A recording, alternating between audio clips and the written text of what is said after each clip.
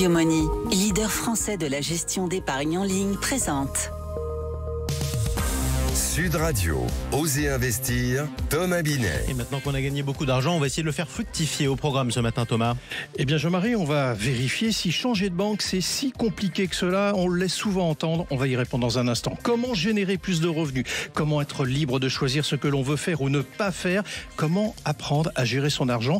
Notre grand invité, Alexandre Lacharme, entrepreneur et auteur de Construis ta liberté financière aux éditions Erolls, va nous apporter sa vision sur les bonnes pratiques en finances personnelles. Et on finira avec Guy Marty, notre expert en gestion de patrimoine, qui va nous parler d'un nouveau mot, pléonasme. Ah, c'est pas mal ça, allez, mais tout de suite on explique quelque chose.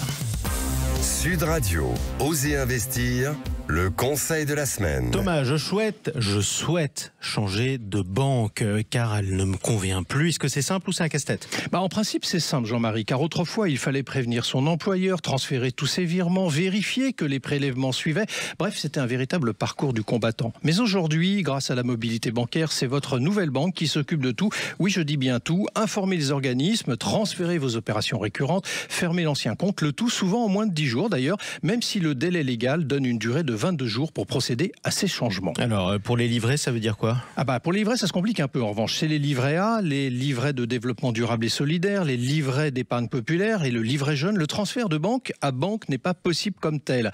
Du coup, il vous faudra les fermer et en ouvrir de nouveau dans votre nouvelle banque. Le délai peut prendre jusqu'à 2 mois. Effectivement. Et s'il y a aussi des PEA, des plans d'épargne en action? Oui, ça se corse encore un peu. Il faut absolument le transférer afin de conserver son antériorité fiscale. Pour cela, il vous faut envoyer une lettre recommandée avec accusé de réception à votre ancienne banque. Ce transfert peut prendre jusqu'à 6 mois. Et pendant ce temps, vous ne pouvez absolument rien faire sur votre PEA, ni achat, ni arbitrage. Donc, il vous faut être vigilant et suivre de près l'avancée de votre demande. Bref, pour répondre à la question, Jean-Marie, ce n'est ni un casse-tête, ni une promenade de santé. Non, mais comment ça c'est la réalité? Ça puisse durer 6 mois? C'est les délais administratifs. Voilà. Bienvenue en France. Allez, tout de suite, on accueille votre invité. Haussmann Executive Search, leader du recrutement sur les métiers de la finance et de l'immobilier, présente. Sud Radio, Osez investir, l'invité. On accueille tout de suite Alexandre Lacharme, entrepreneur, investisseur immobilier, business angel aussi. On expliquera ce que ça signifie, même si ça sonne très bien. Il est aussi l'auteur de ce livre que vous avez cité, Construis ta liberté financière. C'est publié chez Erolls. Bienvenue à vous sur Sud Radio. Vous êtes l'invité de Thomas Binet. Alexandre Lacharme, c'est quoi selon vous, on va rentrer tout de suite dans le vif du sujet, la liberté financière et comment la différenciez-vous d'ailleurs de la simple indépendance financière? Alors la liberté financière, c'est le fait de pouvoir choisir le déroulé de sa journée, choisir ce qu'on va faire aujourd'hui ou demain. Donc ça c'est important. Après, entre indépendance financière et liberté financière, ça se rejoint, je trouve. Ça se rejoint. Quel est selon vous le premier réflexe que tout auditeur qui nous écoute ce dimanche matin doit avoir pour amorcer son chemin vers la liberté financière? Il y a des étapes, j'imagine. Bien évidemment. Déjà, c'est contrôler ou comprendre ce qu'on dépense et ce qu'on gagne.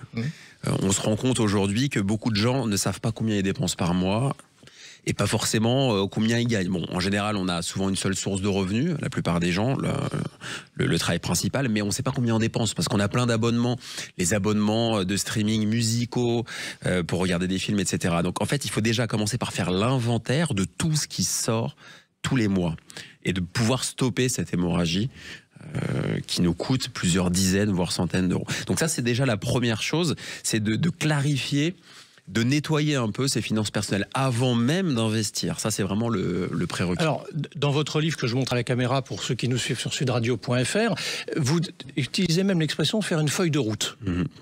Donc ça veut dire qu'il faut faire une feuille de route de l'ensemble, d'abord des dépenses contraintes quelque part, j'imagine. Puis après les dépenses de loisirs. Oui.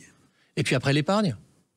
En fait, il faut comprendre combien... Toutes les étapes. Toutes les étapes, en fait. Il faut vraiment faire l'inventaire, la photocopie à un instant T de sa situation financière. Et ça, en réalité, très peu de gens le font. Et ça va permettre de voir ce qui va pas, et de pouvoir se projeter, définir un objectif, et ensuite, dans un second temps, c'est ce que j'explique dans le livre, commencer par investir.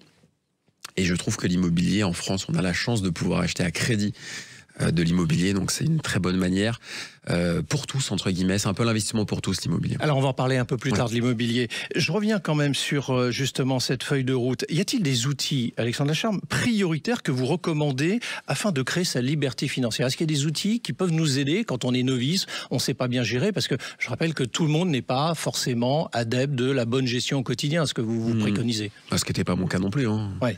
Donc vous êtes parti de là. J'ai une formation, j'ai un bac littéraire. J'ai aucun parent qui m'a expliqué comment ça fonctionnait. Aucun parent investisseur. J'avais pas de prérequis familiaux. Je suis vraiment quelqu'un de lambda.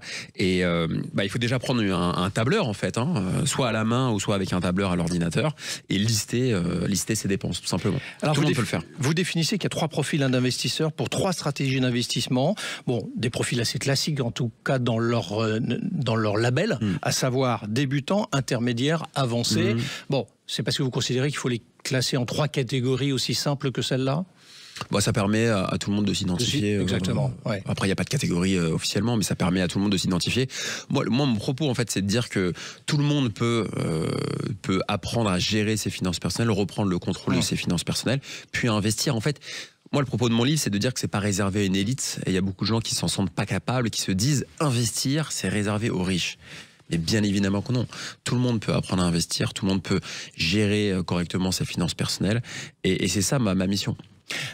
Est-ce qu'il ne faut pas dire quand même à ce stade de notre échange que pour bien investir, il faut d'abord maîtriser bien ses charges? Parce que ce n'est pas toujours dit. Exactement. C'est ça qu'il faut faire. Totalement. Alors, quelles sont les principales croyances limitantes que vous observez chez les lecteurs de votre ouvrage? Parce que j'imagine que vous avez des échanges avec des gens qui vous ont lu. Et comment les dépasser? Comment peuvent-ils les dépasser? Parce qu'il y a des croyances, en fait. Il y a des croyances. La croyance, c'est de se dire, je gagne assez peu ma vie et je peux pas investir. C'est réservé aux riches. Ça, c'est une croyance Canada Endure en France. Vraiment. De se dire, l'investissement en immobilier, je le ferai plus tard. Je procrastine, je repousse. J'attends une donation de la grand-mère, du grand-père, des parents, quand on a la chance d'avoir un héritage. C'est pas le cas de tout le monde. Donc en fait, on procrastine et on se dit, je le ferai plus tard. Mais sauf que la vie passe vite. Et après un moment, c'est compliqué. C'est l'exemple, par exemple, pour la retraite. Exactement, et c'est pour ça qu'on voit aujourd'hui, malheureusement, beaucoup de gens qui ont une petite retraite, et c'est très compliqué pour beaucoup. Alexandre Lacharme, pour ceux qui veulent investir, quelles sont, selon vous, les stratégies que vous valorisez? Alors, je vais vous en citer, vous allez nous dire quelles sont les bonnes, selon vous, justement. L'immobilier, la bourse, l'entrepreneuriat, autre chose? Il faut aller dans quoi? Ça peut être l'investissement dans le private equity, dans les startups. C'est pas ce que je recommande aux débutants. Non, il faut connaître. Exactement, et ça coûte cher, et puis c'est illiquide surtout. Bon, alors mettons les startups de côté. Ça, c'est vraiment dans un second temps. Moi, ce que je recommande, c'est l'investissement dans l'immobilier. Vous l'avez évoqué tout à l'heure, allons-y justement. Alors, pourquoi? C'est-à-dire, c'est la résidence principale, c'est acheter un produit en placement Je ne suis pas contre la résidence principale. C'est vrai qu'on a des investisseurs qui se disent, il faut déjà acheter du locatif pour pouvoir garder sa capacité d'emprunt et ensuite on achètera sa résidence principale. Moi, je pense que d'avoir un toit, c'est très sécurisant et bien dormir la nuit, ça permet de faire moins d'erreurs. Donc, moi, mon propos, c'est de dire, dans un premier temps, acheter de l'immobilier. Soit votre résidence principale, ce qui n'est pas considéré comme un investissement, ou alors dans l'immobilier locatif. Moi, je l'ai fait dans les parkings, c'était l'objet de mon premier ouvrage pendant 10 ans, mais on peut le faire aussi dans l'immobilier résidentiel. Mais c'est très important de comprendre, on se plaint beaucoup en France, mais on a la chance de pouvoir avoir un crédit relativement facilement et d'acheter de l'immobilier avec de l'argent qui ne nous appartient pas, en l'occurrence la banque. Votre exemple est effectivement intéressant parce que c'est effectivement aussi, vous l'avez évoqué à l'instant, vous avez écrit un autre livre sur justement l'investissement dans les parkings, parce que vous êtes allé dans cette classe d'actifs parce que vous n'aviez pas les moyens d'acheter plus, c'est ça, et que c'était accessible, facile, moins contraignant aussi, fiscalement, juridiquement, c'est ça? Le parking, c'est l'investissement pour tous, à partir de 10 000 euros à peu près, voire moins, si c'est une petite place de roue, ça existe, on peut acheter une place de parking. La législation est beaucoup plus souple, parce qu'elle est régie par le code civil. Donc vous avez un bail de location bien plus souple, il n'y a pas toutes les contraintes liées au bail d'habitation et du coup ça permet à tout le monde de se lancer, on loue une place de parking, il n'y a rien à détruire, il n'y a pas d'entretien, donc c'est très flexible et c'est très accessible. Donc c'est pour ça que moi à l'époque, dès 2013, j'avais choisi le parking. Et je l'ai développé en parallèle d'un emploi de cadre en fait. Donc du coup j'avais un job assez bien payé et je pouvais emprunter Vous avez géré la situation tout en faisant un travail d'investisseur. Moi, ce que je dis aussi dans mon livre, c'est que il ne faut pas opposer en fait l'investisseur et le salarié, par exemple, ou le fonctionnaire. Il faut justement utiliser l'opportunité de pouvoir faire du crédit lorsqu'on est fonctionnaire ou salarié pour pouvoir emprunter. Merci à vous, Alexandre Lacharme. Je vous en prie. Et bravo, je rappelle d'ailleurs que vous êtes l'auteur de ce livre qu'on recommande sur Sud Radio, Construis ta liberté financière. C'est publié chez Erol. Merci. Sud Radio, Osez investir, le coin de l'expert. Le coin de l'expert. L'expert, c'est Guy Marty ce matin, mon cher Thomas, notre consultant en gestion de patrimoine et fondateur de pierrepapier.fr. Guy, même en matière d'épargne et d'investissement, vous aimez les mots, vous nous le dites souvent à ce micro sur Sud Radio, les mots justes.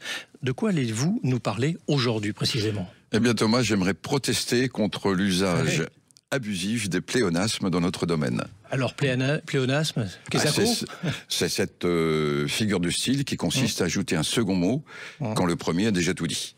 Par exemple, placement rentable. Oui. Un placement est rentable un peu, beaucoup, à la folie ou pas du tout, mais il y a toujours une rentabilité, sinon c'est pas la peine de parler placement. Donc on peut enlever le mot placement.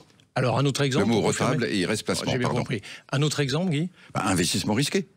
Oui, dès que vous entrez sur un marché, vous prenez un risque, par définition, plus ou moins élevé. Oui. Sinon, dans ce cas-là, s'il n'y a pas de risque, il faudrait parler de placement du type livret A ou livret bancaire. Donc on peut enlever le mot risqué. Investissement, c'est très bien. Deuxième exemple. Alors, vous en avez d'autres ? Je suis tombé récemment sur un double pléonasme. Une stratégie gagnante pour l'avenir. Alors, stratégie perdante, je ne connais pas. Oui. Donc on peut enlever le mot gagnante. Même si ça existe. Ça, c'est un politique qui a dit ça, je suppose. Non, dans un texte sur les placements. Incroyable. C'est pas dans le livre. Et pour l'avenir, évidemment, une stratégie, c'est pas pour le passé. Donc on peut enlever aussi pour l'avenir. Donc il reste stratégie, c'est très bien. Bon, c'est bien, ça nettoie ce matin. Vous simplifiez le vocabulaire. Eh oui. En fait, il est préférable de parler sobrement. C'est le prix à payer pour penser clairement. Et donc pour réussir ses investissements. Merci Guy. Et puis plus vous maîtrisez de vocabulaire, moins vous avez besoin de mots différents pour exprimer une idée précisément. Merci beaucoup Guy Marty. Merci à vous Thomas Binet. On vous retrouve dimanche prochain et puis toute la semaine dans la soirée d'ailleurs pour les essentiels. À bientôt. Merci à vous. Sud Radio, Osez investir, Thomas Binet. Avec Yomoni, leader français de la gestion d'épargne en ligne.